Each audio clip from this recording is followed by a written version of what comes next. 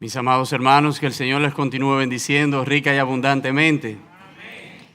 Dios es bueno y para siempre su misericordia. Qué privilegio poder estar en la casa del Señor un día más, poder reunirnos como iglesia, poder adorar su santo y bendito nombre, decir que Él es Rey, que Él reina y que Él gobierna por encima de las dificultades, por encima de todas las cosas. Dios es fiel, mis amados hermanos, ¿cuánto lo creen? Qué privilegio en este día también poder compartir con ustedes la palabra del Señor. Estamos trabajando sobre la serie Regocijaos siempre de la epístola a los Filipenses. Pero en esta mañana estaré hablando bajo el tema ya sea que viva o muera. Y hemos orado por este tiempo y sabemos que Dios hablará a tu vida. También le damos la bienvenida nuevamente a todas las personas que nos están sintonizando a través de los medios digitales y esperamos que Dios anime tu corazón en esta mañana, que sobre todas las cosas puedas entregarle tu vida a Él. Si estás allí en tu casa y estás pasando por alguna providencia, que Dios te sane, que Dios te restaure, que Dios sea tu Rey y que seas tú, que le abras tú la puerta de tu corazón por completo al Señor. Yo quiero leer en esta mañana, para iniciar, el versículo 20 del capítulo 1 de esta epístola a los Filipenses. Nuestro amado pastor Alan la semana pasada estuvo iniciando esta serie y habló acerca de el inicio, por qué se escribió esta carta, el contexto en el que Pablo escribe a los Filipenses. Pablo estaba desde la prisión y ya esa parte no la estaré abordando en este día. Así que me concentraré en el texto, los versículos del 12 al 30 específicamente. Pero vamos a iniciar con el versículo 20. Dice Pablo, conforme a mi anhelo y esperanza, escuche esto, de que nada seré avergonzado, antes bien, con toda confianza, como siempre, ahora también será magnificado Cristo en mi cuerpo, o por vida o por muerte. Al tener una visión clara de la eternidad, el apóstol Pablo estaba seguro que cualquier dificultad que se levantara se convertiría en una oportunidad para glorificar a Dios. La idea es la siguiente, mis amados hermanos. Mientras estoy vivo, cumplo con la misión que Dios me ha encomendado y al mismo tiempo sigo creciendo y preparándome para mi encuentro con Él. Lo único que quiero, como decía Pablo, es que ya sea que viva o que muera, Cristo sea magnificado en mí, Cristo sea glorificado. La intención de este mensaje es la siguiente. Número 1, motivar tu alma a vivir para Cristo, no importando la circunstancia que estés atravesando. Número 2, hacerte un llamado a estar siempre gozoso. ¿Cómo se llama la serie? Regocijaos siempre. Hacerte un llamado a estar siempre gozoso, viviendo dentro del propósito de Dios.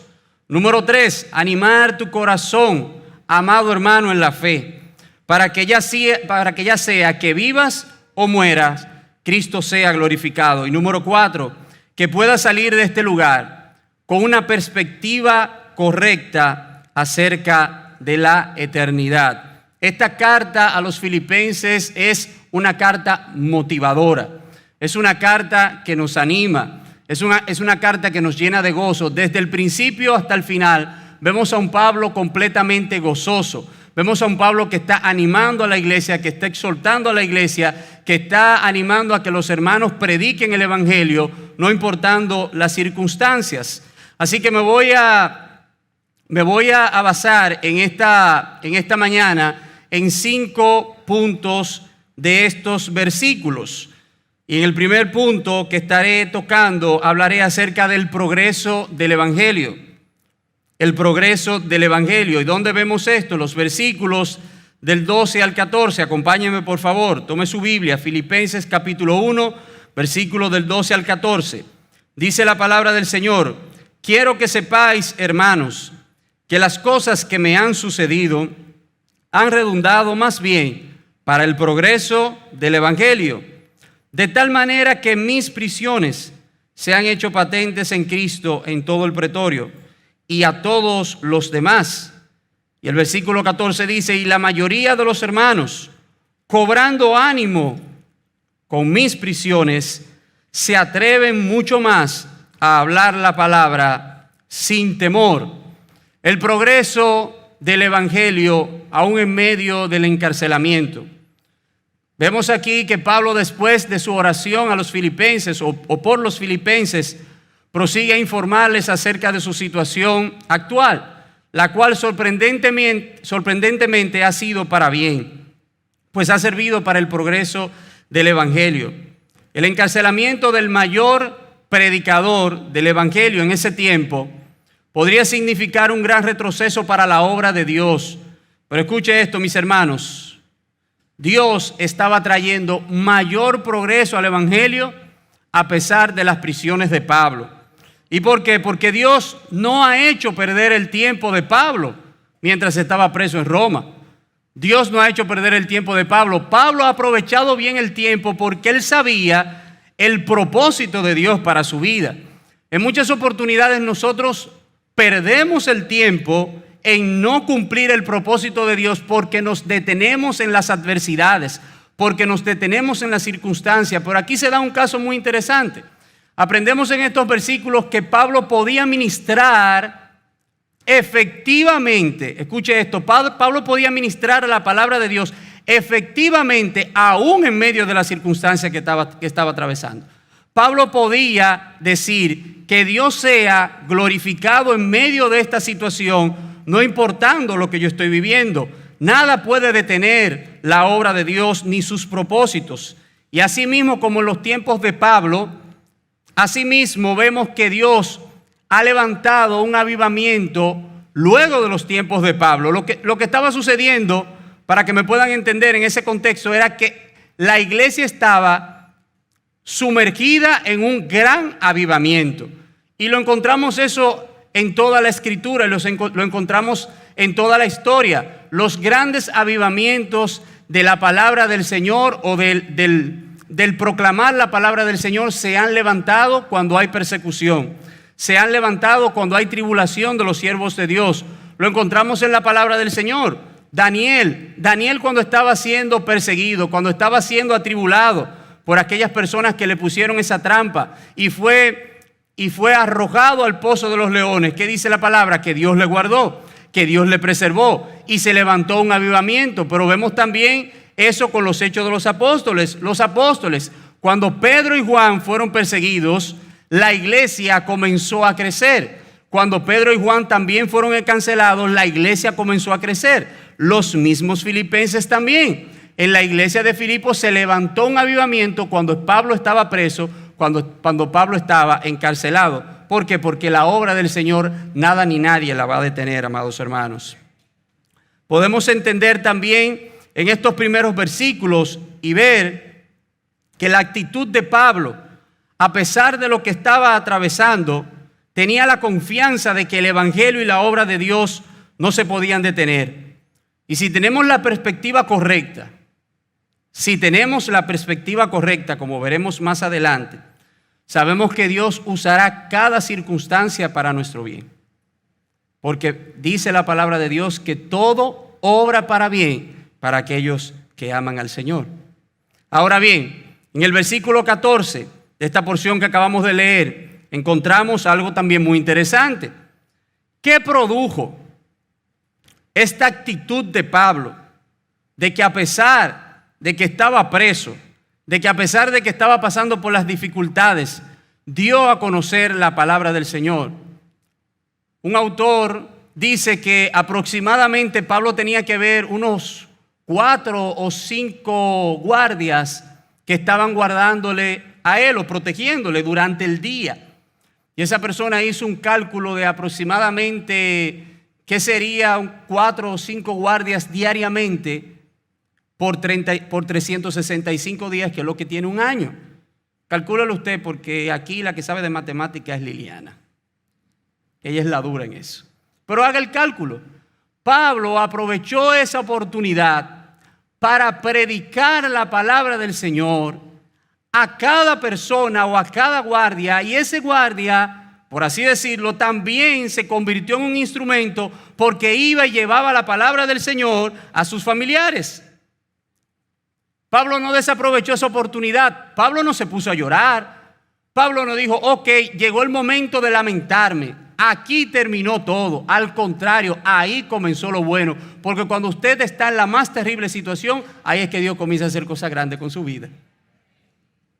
¿Y qué pasó con estos hermanos? Cuando vieron la actitud del apóstol Pablo, aún en medio de esa dificultad. Dice el texto que cobraron ánimo. Y la mayoría de los hermanos, cobrando ánimo en el Señor con mis prisiones, se atreven mucho más a hablar la palabra sin temor. Al parecer, estos hermanos, al ver la situación difícil del apóstol, habían perdido el deseo o el ánimo de predicar la palabra del Señor. Imagínese usted, el apóstol de los gentiles estaba preso. El mayor predicador probablemente había sido azotado. Estaba pasando calamidades.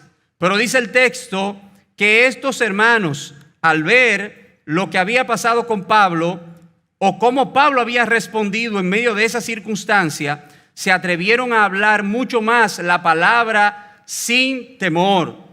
¿Y cuán importante es esto, mis amados hermanos? ¿El qué? El estar motivados, el estar animados, el estar entusiasmados, siempre y cuando entiendas que lo haces para Dios. Porque si usted entiende que lo haces para los hombres, nunca estará motivado, nunca estará entusiasmado. Pero si entiende que lo hace para Dios, siempre Dios le dará la fuerza, Dios le dará la energía para seguir hacia adelante. Y yo sé que en lo que tiene que ver con el servicio del Señor, con la obra del Señor, con predicar la palabra del Señor, en muchas ocasiones nos faltan las fuerzas. En muchas oportunidades nos cansamos. Incluso decimos, pero es que ya yo le he hablado tantas veces a esa persona que ya no quiero seguirle predicando la palabra. Pero a veces incluso nos cansamos cuando estamos haciendo alguna obra dentro de la casa del Señor. Cuando estamos haciendo todo lo que tiene que ver con el servicio del Señor, nos cansamos, nos faltan las fuerzas, nos falta el entusiasmo. Pero mis amados hermanos, nosotros tenemos la palabra del Señor en nuestros corazones que nos levanta. La palabra del Señor que nos anima y la palabra del Señor que nos sostiene en todo tiempo. Así que esta palabra del Señor fue lo que comenzó a cambiar la vida de estos hermanos. Ellos no solamente vieron la actitud de Pablo pasando por aquella tribulación, no solamente por eso ellos comenzaron a hablar la palabra, sino que se produjo algo en ellos cuando comenzaron a hablar la palabra, aún en medio de la circunstancia que estaban atravesando. Y es que cuando usted abre su boca para hablar la palabra del Señor, la situación adversa se torna a su favor. Podemos aprenderlo claramente esto, mis amados hermanos. Estos hermanos decidieron con valentía y confianza hablar la palabra del Señor en vez de paralizarse por el temor. Y te hago un llamado a ti en esta mañana. Lejos de entristecerte, lejos de frustrarte, lo que tienes que hacer es abrir la palabra del Señor y Dios se encargará de hacer lo demás. En resumen, mis amados hermanos, estos hermanos vieron que Pablo tenía gozo a pesar de las pruebas. Ellos miraban que Dios se encargaba de Pablo en tales circunstancias. Y ellos también veían que Dios podía usar a Pablo a pesar de que él estaba preso. Y entonces todo esto produjo en ellos un mayor ánimo y audacia para predicar el evangelio del Señor. Así que esto nos lleva a nuestro segundo punto: envidia y rivalidad versus amor o buena voluntad. Versículos 15 al 17. Lea conmigo. Algunos, a la verdad, predican a Cristo por envidia y contienda, pero otros de buena voluntad. Los unos anuncian a Cristo por contención, no sinceramente. ¿Escuchó esto? Los unos anuncian a Cristo por contención, no sinceramente, pensando añadir aflicción a mis prisiones, pero los otros por amor, sabiendo que estoy puesto para la defensa del Evangelio. Ahora vemos algo muy interesante. Dos grupos.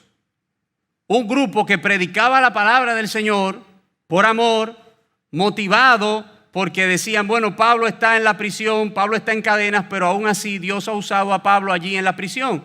Así que estos tenían como fundamento principal el amor, o como su principal motivación, y el fin era la gloria de Dios.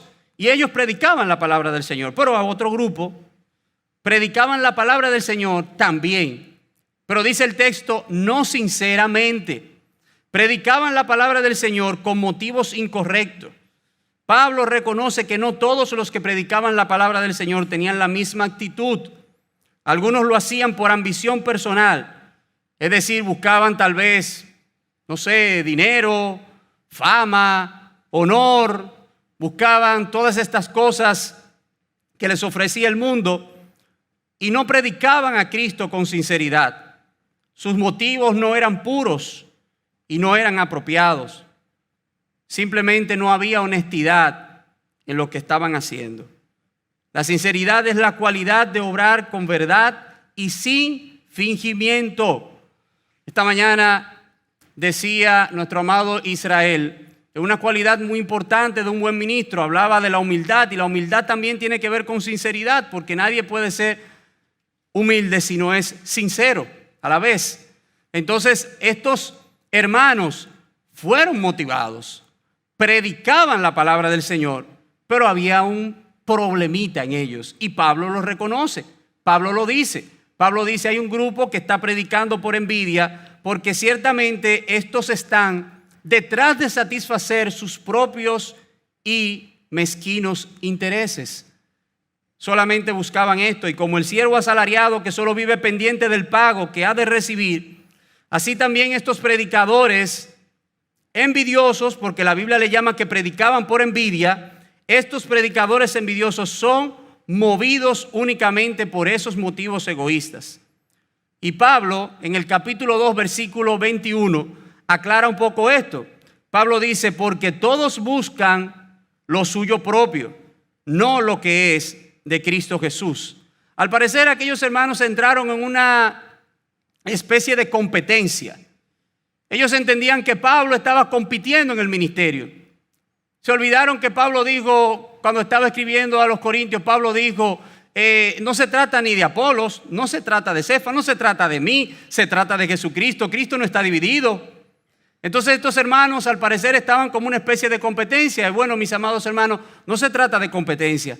No se trata de quién predique mejor o quién predique de tal o cual forma. No se trata de cuántos dones usted tenga o cuántos dones yo posea. Se trata de predicar a Jesucristo. Y se trata de predicarlo con los motivos correctos. Este texto nos enseña claramente que estos hermanos no conocían también aquello que Pablo dijo a los romanos.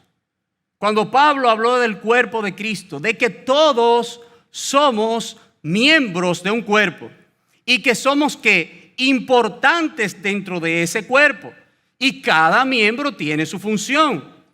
Unos cantan, unos predican, unos ministran a los enfermos, etcétera, etcétera, etcétera. Imagínese usted que yo comience a cantar ahora. Por más clase de cantos que tal vez me dé el pastor Onésimo, Dios no me ha entregado ese don. Porque se trata de que todos somos una pieza importante dentro del cuerpo de Cristo, no de una competencia. Así que Dios sigue hablando a través de este texto, y me llama también la atención cómo Pablo, aunque está hablando de estos hermanos que predican la palabra del Señor con los motivos incorrectos, por envidia y por contienda y no sinceramente, también habla de un grupo que lo hace por amor. Habla de un grupo que lo hace sinceramente. De esos es que tenemos que aprender y a esos es que tenemos que imitar. La preocupación del apóstol Pablo cuando leemos el texto, tampoco era por el contenido del evangelio que era predicado. Ojo acá, no era por el contenido. Aquí no pasó igual que la iglesia de Galacia. Cuando Pablo habló a la iglesia de los Gálatas, le dijo claramente, aun si un ángel o si yo mismo le predico otro evangelio diferente, ¿qué dice la Biblia suya? Sea que anatema, sea maldito. Y dice, yo vuelvo y se lo repito, aquel que predique un evangelio diferente, sea anatema. Lo que le estoy tratando de decir, que si Pablo se hubiese encontrado en esta iglesia con hermanos que hubiesen estado predicando otro evangelio diferente al que ya habían recibido, tenga por seguro que Pablo se iba a oponer y se iba a levantar a defender eso. Pablo no se iba a quedar callado, porque para Pablo, aunque usted predicara con el mejor motivo, pero lo que usted estaba predicando era un evangelio diferente, usted era peligroso para el reino de Cristo. Así que Pablo lo deja bastante claro esto. Y encontramos a un Pablo que, a pesar de todo esto, se goza, se regocija de que la palabra del Señor sea anunciada. El versículo 18 nos contesta esto. ¿Qué pues? Dice él. Que no obstante, de todas maneras, o por pretexto o por verdad, Cristo es anunciado, y en esto me gozo y me gozaré aún más. Hay una versión que dice, ¿qué importa? ¿Qué importa? Pablo dice, ¿qué importa? No se trata de mí, no se trata de usted, se trata de que Cristo sea, ¿qué? Predicado. Cristo estaba siendo anunciado, y eso era lo que le estaba produciendo a Pablo gozo. Las personas predicaban el evangelio más enérgicamente. Unos estaban siendo motivados por el cancelamiento de Pablo, predicaban la palabra del Señor con buenos motivos, y otros no lo hacían con buenos motivos. Pero a pesar de eso, Pablo tenía gozo, porque lo importante era que Cristo estaba siendo predicado. Inmediatamente pasemos a nuestro tercer punto. Perspectiva de la eternidad. Los versículos del 19 al 20. Dice la palabra del Señor, porque sé que por vuestra oración y la suministración del Espíritu de Jesucristo, esto resultará en mi liberación. Y aquí el texto clave, conforme a mi anhelo y esperanza de que en nada seré avergonzado, antes bien, con toda confianza como siempre, ahora también será magnificado Cristo en mi cuerpo, o por vida o por muerte. Pablo tenía la confianza de que su liberación se produciría. Y leemos el texto. El texto dice, se iba a producir la liberación de Pablo, ya sea como, o por vida o por muerte. Pero lo que sí Pablo estaba seguro, y era su mayor anhelo y era su mayor esperanza, era que él no sería avergonzado delante de Dios. Y aunque Pablo estaba siendo avergonzado a los ojos del mundo, su vida nunca sería una vergüenza para Dios. Hay una versión que dice, espero no hacer nada que pueda avergonzarme delante del Señor. Lo que Pablo está diciendo, yo sé que voy a ser liberado. Estoy seguro que sí. Yo voy a ser liberado, ya sea por vida o por muerte, pero seré liberado. Pero más que todo eso, mis amados hermanos, si Pablo era liberado por aquellas cadenas o no, si era condenado a muerte o no, Pablo era un hombre completamente libre. Porque cuando usted tiene a Cristo en su corazón, por más cadenas, por más circunstancias, por más enfermedades, por más tribulaciones, Cristo le hace completamente libre. Es el mismo Pablo que dice que ese Espíritu de Dios nos hace completamente libres para adorar su santo y bendito nombre. Pero aquí podemos ver algo muy interesante también, mis amados hermanos, y es que Pablo no claudicó. Pablo no llegó a la conclusión de que porque él era salvo, porque ya él había peleado la batalla de la fe, entonces él podía decidir con su vida. Yo me detuve cuando estaba leyendo el texto y dije, pero ¿por qué Pablo dice esto? ¿Por qué Pablo dice, conforme a mi anhelo y esperanza de que en nada seré avergonzado, antes bien en toda confianza como siempre? Ya sea o por vida o por muerte, Cristo sea magnificado en mi vida. Pablo no claudicó, mis amados hermanos. Esto hubiese sido una vergüenza para el evangelio del Señor Así que no sé cómo muchos siguen predicando que a pesar de ser cristianos pueden atentar contra su vida, cuando Pablo no lo hizo aún en las más terribles dificultades. Y aquí quiero llamar su atención, amado hermano. Dios no dejará en vergüenza a uno que ha sido separado por Él.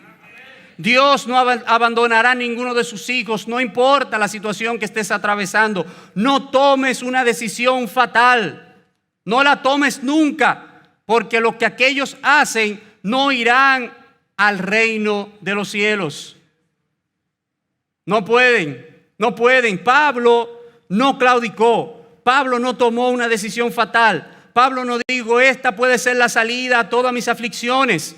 Y tristemente muchos lo hacen. Muchos del mundo lo hacen. Muchos que no conocen a Cristo lo hacen. Lo hemos visto hasta en esta semana como políticos, como con gente, con dinero, con todo. Se quita la vida y entiende que esa es la solución de su vida. Y aún sus familiares dicen, sí, esa era la solución de su vida, pero no, mis amados hermanos, estoy aquí para decirte que esa no es la solución de tu vida, que Cristo tiene solución para tu alma y que la solución de tu vida es que entregue tu corazón a Él. Esa es la verdadera solución de tu vida. Debemos decir como el apóstol Pablo, lo único que yo quiero es vivir para Cristo. ¿Lo puede decir conmigo? Lo único que yo quiero es vivir para Cristo. Y Pablo decía, quiero vivir de tal manera o morir de tal manera que sea lo que sea que pase, yo no avergüence a mi Señor. Yo no avergüence a Cristo. ¿Y por qué sucedía todo esto, mis amados hermanos? Porque Pablo veía todo de esta manera. ¿Por qué a Pablo no le importaba si otros predicaban a Cristo por rivalidad, envidia o contención? ¿Por qué?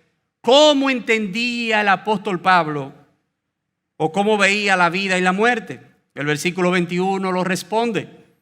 ¿Está ahí todavía sentado? ¿No se me ha dormido? ¿Está aquí? Eso es, gloria a Dios. Dice el texto, porque para mí el vivir es Cristo y el morir es ganancia. Para entender esto, por supuesto, debemos de tener la visión del apóstol Pablo. Pablo antepuso lo eterno a lo temporal. La meta principal del apóstol Pablo no era las bendiciones materiales, aunque él sabía que Dios bendecía. Y a usted y yo sabemos que Dios bendice. Pero esa no era la meta principal del apóstol Pablo. Ni siquiera su propia salud. Pablo veía la bondad de Dios aún en su encarcelamiento. Y aún fuera por vida o fuera por muerte, lo que él quería era que Cristo fuera glorificado. Podemos aprender mucho, mis amados hermanos, cuando leemos este pasaje. Aprender de la visión de vida del apóstol Pablo y de su comprensión de la eternidad. Si tenemos a Cristo, escuche esto, si tenemos a Cristo y a su gloria como el objeto de nuestros deseos y propósitos, nada en esta vida podrá frustrar el propósito de Dios. Podremos glorificarlo y prepararnos para una eternidad con Dios, cualquiera que sea la circunstancia. Y esto es lo que quiero dejar en tu corazón. Si has vivido bien y si has vivido para Cristo, entonces solo así la muerte será una ganancia. Si has vivido bien, si has vivido para Cristo, entonces la muerte será una ganancia.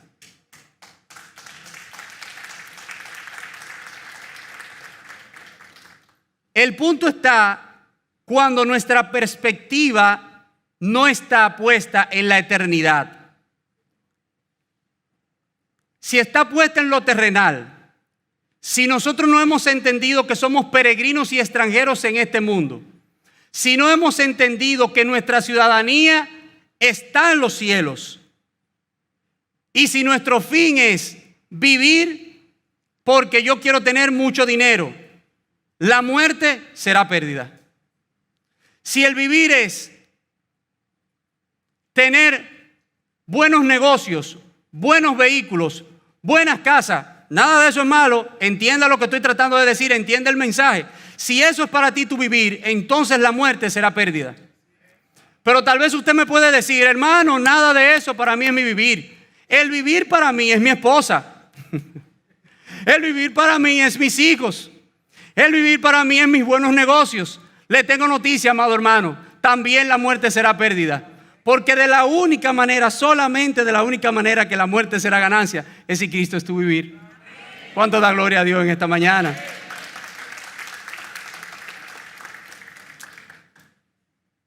Es interesante ver, mis amados hermanos, cómo en este tiempo, y aquí quiero llamar la atención de la iglesia, oraba al Señor por esto en esta semana.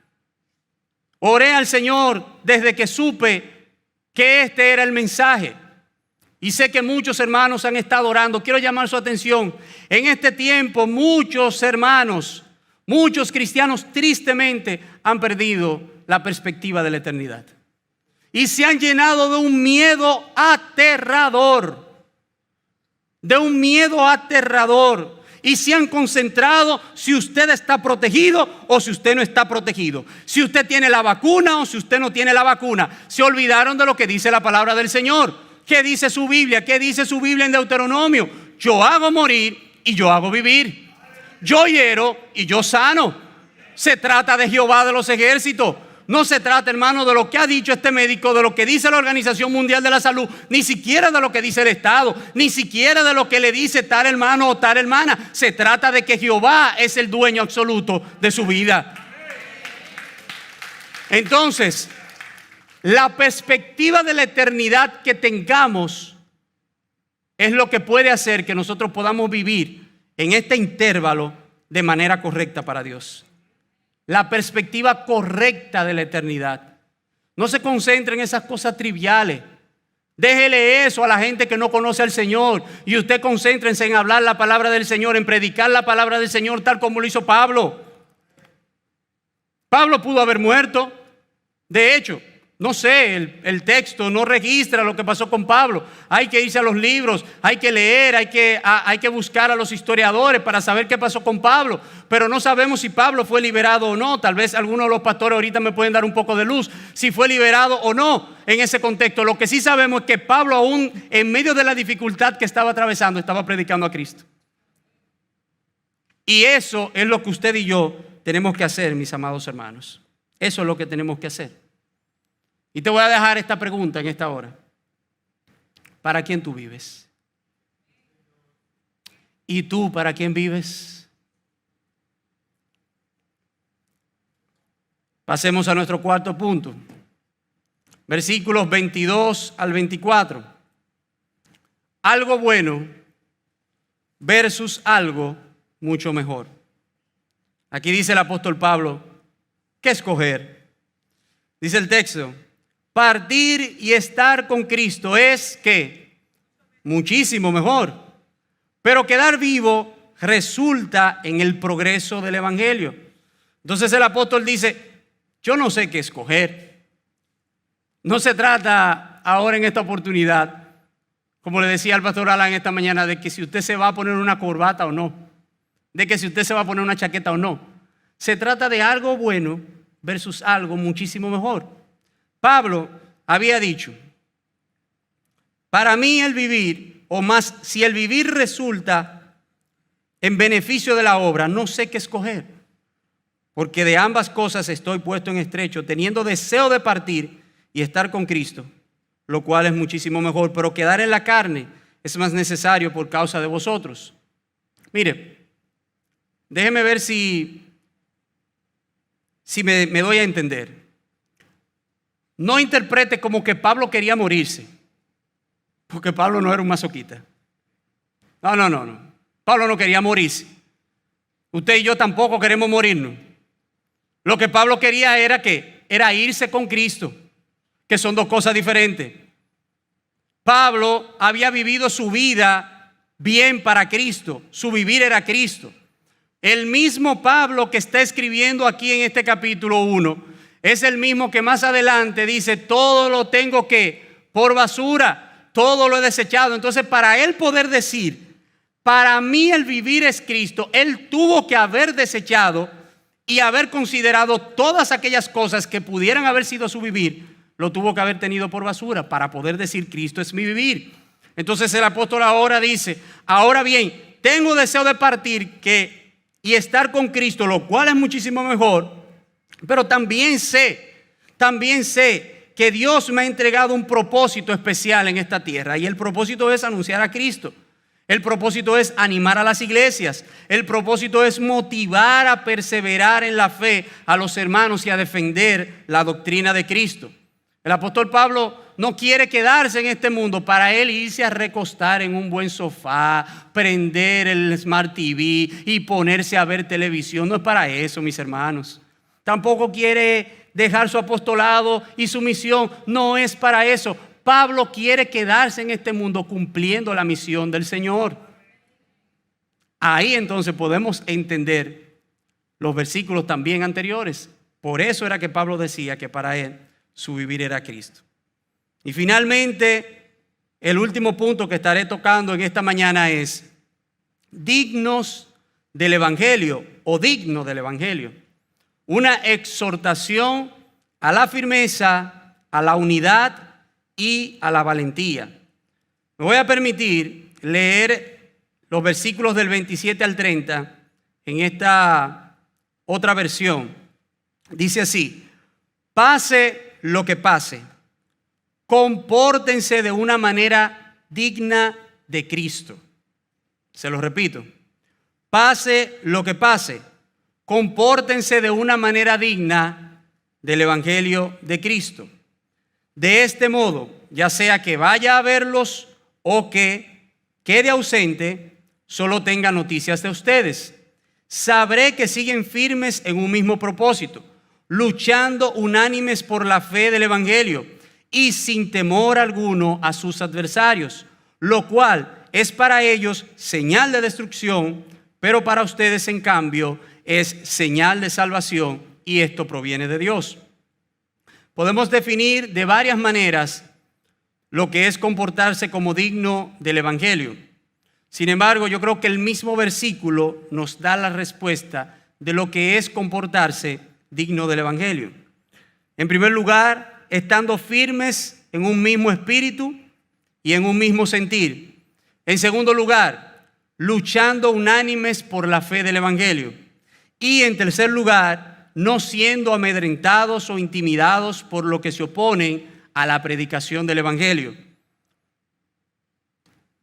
Podemos comportarnos dignos del Evangelio cuando vivimos firmes en un mismo espíritu y en un mismo sentir, o cuando estamos firmes en un mismo espíritu y en un mismo sentir. Número 2, luchando unánimes por la fe del Evangelio. Y número 3, no siendo amedrentados o intimidados por lo que se oponen a la predicación del Evangelio. Y aquí quiero resaltar solamente 2 puntos. El primero es que para los que se oponen, dice Pablo, esto es indicio de perdición. Pero para ustedes, o sea, para los que viven conforme a esta palabra, esto es indicio de salvación. Así que si usted está teniendo oposición, es porque está del lado correcto, está del lado de Dios. Y el otro punto que quiero destacar es en cuanto a estar unánimes. Ahí se ha dicho de todo, hemos hablado de todo. Las iglesias han hecho congresos, las iglesias se han reunido, pastores se han reunido, han durado tardes enteras, han hecho marcha, han hecho seminarios, lo han hecho todo. Y entonces no han entendido que de la única manera que podemos estar de acuerdo, aún pensando diferente, aún siendo diferentes, es cuando nosotros hacemos algo o cuando hacemos lo que dice alguien a nosotros que es superior. Lo voy a repetir: cuando nosotros hacemos algo que lo dice alguien que es superior a nosotros, ahí nosotros podemos decir que vivimos unánimes. ¿Y quién es superior a nosotros? Cristo. Cristo. El pastor Onésimo lo predicó el miércoles. Jesucristo es superior. Y como Cristo es superior, solamente haciendo lo que Él dice, podemos decir que somos o que estaremos unánimes y que estaremos firmes en la fe del Señor. Te voy a dejar con esta pregunta. ¿Estás buscando de forma diligente llevar una vida digna del Evangelio? Creo que Israel lo decía esta mañana, si mal no recuerdo. En tu trabajo, en tus labores, en tu matrimonio, en tu familia? ¿Estás buscando llevar una vida digna del Evangelio? El reto, finalmente, mis amados hermanos, en esta mañana es el siguiente: a mirar más allá de las circunstancias y avanzar en la misión de proclamar el Evangelio de Jesucristo, de cumplir el propósito de Dios, con el deseo de que Cristo sea glorificado y que al final de esta vida, cuando llegue el momento, bendito sea el nombre del Señor, cuando llegue el momento de estar con Cristo, podamos decir: yo sé que en nada seré avergonzado. Yo sé que en nada seré avergonzado. Ya sea, mi amado hermano y mi amada hermana, que vivas o que mueras, que Cristo sea glorificado. El mandato en esta mañana es el mismo de la serie: regocijaos siempre. Vamos a orar, mis amados hermanos.